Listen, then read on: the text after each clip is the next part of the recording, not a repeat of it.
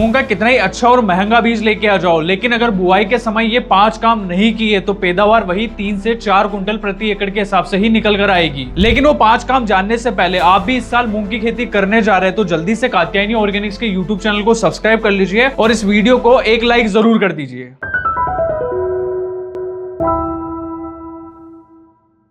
नमस्कार किसान मित्रों, स्वागत है आपका मूंग खेती सीरीज के दूसरे वीडियो में। किसान मित्रों, इस वीडियो के पहले भाग में हमने बात करा था मूंग की बुआई कैसे वातावरण में करनी चाहिए, वैरायटी कौन सी लेना है, खेत तैयारी किस प्रकार से करना है, बेसल डोज में कौन कौन सी खाद उपयोग में लेना है। और इस दूसरे भाग में हम बात करेंगे बीज उपचार कैसे करना है, बीज दर कितनी रखनी है, बुआई के समय रो टू रो और प्लांट टू प्लांट डिस्टेंस कितनी रखनी है, खरपतवार नाशी कौन सा उपयोग में लेना है, सारी डिस्कशन इस वीडियो के अंदर करेंगे। तो इस वीडियो को लास्ट तक जरूर देखें और कमेंट बॉक्स में ये जरूर बताएं कि आप मूंग कितने दिन में लगाने वाले हो। तो बिना देरी करे इस वीडियो को शुरू करते हैं। वीडियो शुरू करते हैं और बात करते हैं सबसे पहले विषय के बारे में, वही है मूंग का बीज उपचार। किसान मित्रों, मूंग का जो बीज रहता है ना, चाहे आप घर का बीज लगा रहे हो चाहे आप बाजार से भी बीज खरीद के लेके आते हो ना, तो इसका जो बीज उपचार रहता है ना वो आपको अच्छे से करना है। क्योंकि अगर आप बीज उपचार करते हो ना तो पौधे के अंदर जो शुरुआती दौर में जो रोग आते हैं, जो कीट आते हैं और पौधे के अंदर जो बढ़वार की समस्या आती है वो आपको देखने को नहीं मिलेगी। और ये बीज उपचार की आपको एक ही विधि अपनानी है जिससे कीट भी नियंत्रित होंगे, फफूंद जनित रोग भी कंट्रोल होगा और पौधा जो रहेगा वो शुरुआती दौर में ही आपको अच्छी बढ़वार करता हुआ दिखाई देगा।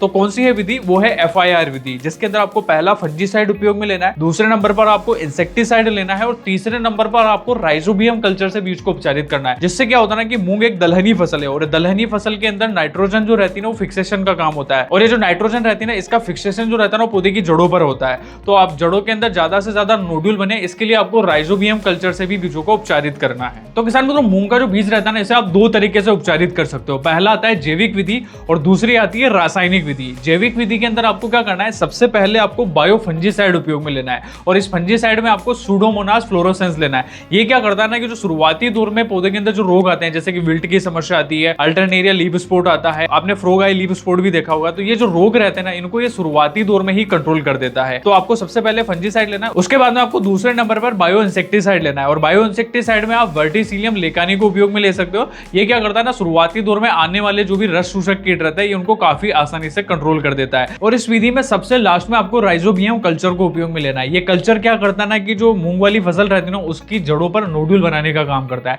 साथ ही साथ में नाइट्रोजन पौधे के अंदर ज्यादा से ज्यादा स्टोर हो, ज्यादा से ज्यादा नाइट्रोजन बना पाए, उसके लिए ये काम करता है। तो लास्ट में आप इसे उपयोग में ले सकते हो। अब बढ़ते हैं बीज उपचार की दूसरी विधि की ओर, वह है रासायनिक विधि। अब इस रासायनिक विधि के अंदर भी आपको पहले नंबर पर फफूंदनाशी लेना है और फफूंदनाशी के अंदर आपको कात्यायनी नींव को उपयोग में लेना है। कात्यायनी नींव के अंदर टैबुकोनाजोल 2% DS फॉर्म में पाया जाता है।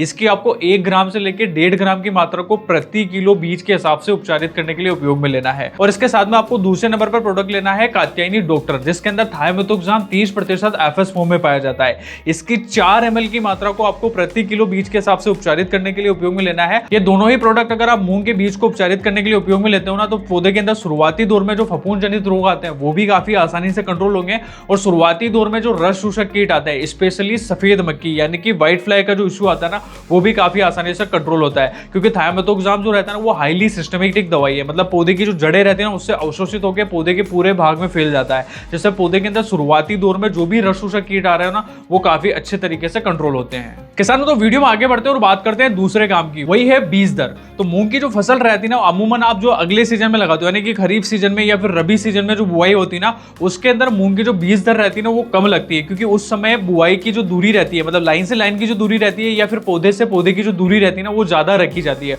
उसी कारण से आपको प्रति एकड़ बीज की जो संख्या रहती है ना वो कम लगती है। लेकिन जो ये जायद वाला सीजन है, यानी कि गर्मी वाला जो सीजन रहता है ना, इस समय जो अपन मूंग लगाते हैं ना, इस समय आपको लाइन से लाइन की जो दूरी रहती है वो कम रखनी पड़ती है और साथ ही साथ में पौधे से पौधे की जो दूरी रहती है ना वो भी कम रखी जाती है। उसी कारण से बीज दर जो रहता है ना वो प्रति एकड़ ज्यादा लगता है। जहां पर आप खरीफ और रबी सीजन जो रहता है उसके अंदर आप 8 किलो प्रति एकड़ के हिसाब से भी बीज लगाते हो तो भी 1 एकड़ के हिसाब से बुआई हो जाती है। लेकिन जो जायद वाला सीजन रहता है, यानी कि गर्मी वाला सीजन रहता है, इसके अंदर आपको लगभग 1 एकड़ बुआई के लिए 10 से लेकर 12 किलो बीज की आवश्यकता पड़ती है। और किसान मित्रों, बीज दर ज्यादा लेने का एक और सबसे बड़ा कारण यह भी रहता है कि गर्मियों के समय में कीट और रोगों का जो हमला रहता है ना वो ज्यादा होता है। आप भी देखो कि जो गर्मियों के सीजन में मूंग की बुआई होती है ना उसके अंदर पीला मोजेक वायरस भी ज्यादा आता है।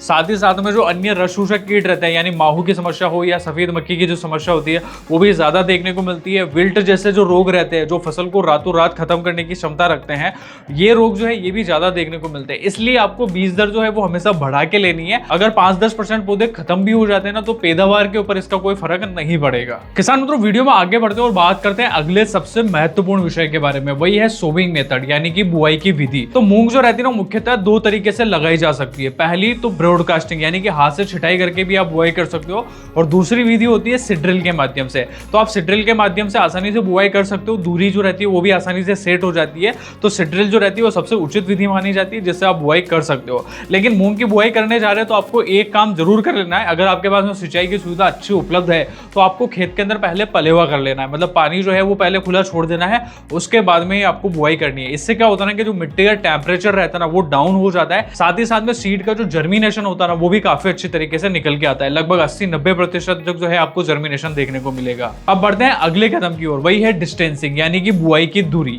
तो मूंग की बुआई अगर आप करने जा रहे हैं तो आपको लाइन से लाइन की दूरी, मतलब कतार से कतार की जो दूरी रखनी है वो लगभग 10 से 12 इंच के आसपास रखनी है।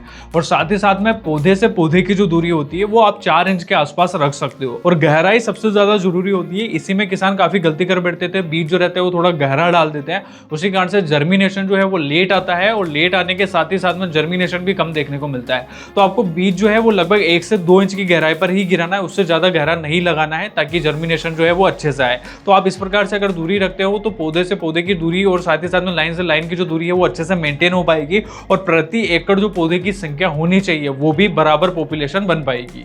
अब किसान मित्रों बात करते हैं वीडियो के सबसे आखिरी विषय के बारे में, वही है प्री इमर्जेंस हर्बिसाइड यानी कि बुआई के समय उपयोग में ली जाने वाली खरपतवार नाशी दवा के बारे में। हालांकि ऐसा कोई सा भी खरपतवार नाशी नहीं आता है जो मूंग की फसल के लिए स्पेशली रिकमेंड हो, या फिर कोई सी भी कंपनी रिकमेंड कर रही हो, या फिर गवर्नमेंट रिकमेंड कर रही हो।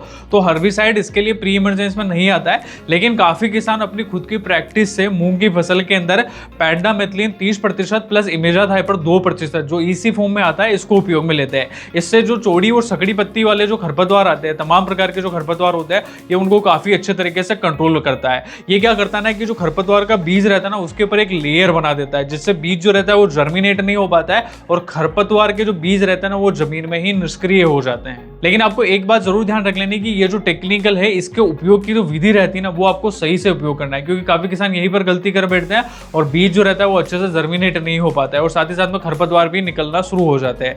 तो आपको क्या करना है, जब भी आप मूंग की बुआई कंप्लीट कर लेते हैं उसके 24 से लेकर 48 घंटे के बाद आपको इसका जो है वो ब्लैंकेट स्प्रे करवाना है, मतलब कि खेत के ऊपर आपको सीधा इसका स्प्रे करवा देना है। उसके बाद में आपको सिंचाई लगवानी है। सिंचाई लगाने से क्या होगा ना कि ये खरपतवार नाशी जो रहेगा ये पूरी की पूरी एक लेयर बनाता है जमीन के ऊपर, जिससे जो नए खरपतवार है वो उग नहीं पाएंगे, और मूंग की जो फसल रहेगी ना वो सिर्फ वही उग पाएगी। और रही बात इसके उपयोग की मात्रा की, तो आप इसे 800 ml से लेके 1 लीटर की मात्रा को 1 एकड़ के हिसाब से उपयोग में ले सकते हो। तो किसानों तो यही थी जानकारी कि मूंग की खेती किस प्रकार से की जाए। वीडियो में दी गई इंफॉर्मेशन आपको अच्छी लगी हो तो इसे लाइक करें।